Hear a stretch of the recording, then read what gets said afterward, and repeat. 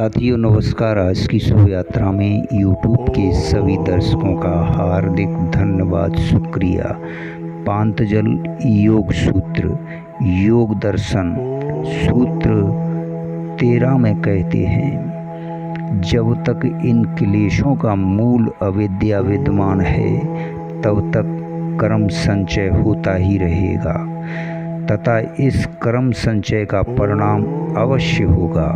इसी से मनुष्य का पुनर्जन्म होता है।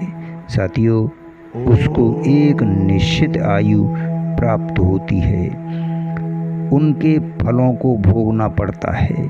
यह क्रम अनेक जन्मों तक निरंतर चलता रहता है। सभी संचित कर्मों को यदि कोई एक ही जन्म में भोग लेता है, नए कर्म संचित नहीं करे तो वह मुक्त हो सकता है, किंतु ऐसा होता नहीं।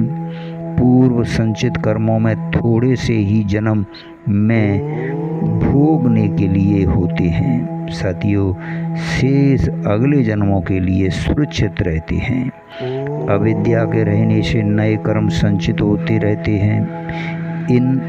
इसलिए कर्मों का क्षय कभी संभव नहीं है।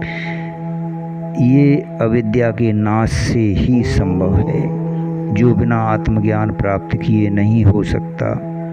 अतएव साधक को आत्मज्ञान प्राप्त करके चित्त के लय से इस अविद्या का नाश करना चाहिए। साथियों, इसके अलावा और कोई उपाय नहीं है। कर्मों के परिणाम स्वरूप जीव विभिन्न जातियों, मनुष्य, पक्षी, पशु, कीट पतंग आदि में पुनः जन्म लेता है तथा वो निश्चित आयु तक रहकर उन्हें भोगता है। साथियों, इसी को प्रारब्ध कहते हैं। इन तीनों जन्म, आयु, भोग पर जीव का कोई अधिकार नहीं है, किंतु कर्म पर मनुष्य का पूर्ण अधिकार है। गीता में यही कहा है, तेरा कर्म करने में ही अधिकार है, फल में कभी नहीं। गीता अध्याय 2 श्लोक 47 में यह जन्म, आयु और भोग उसके फल हैं। साथियों, धन्यवाद, शुक्रिया। अगले सूत्र में आपसे फिर मिलते हैं।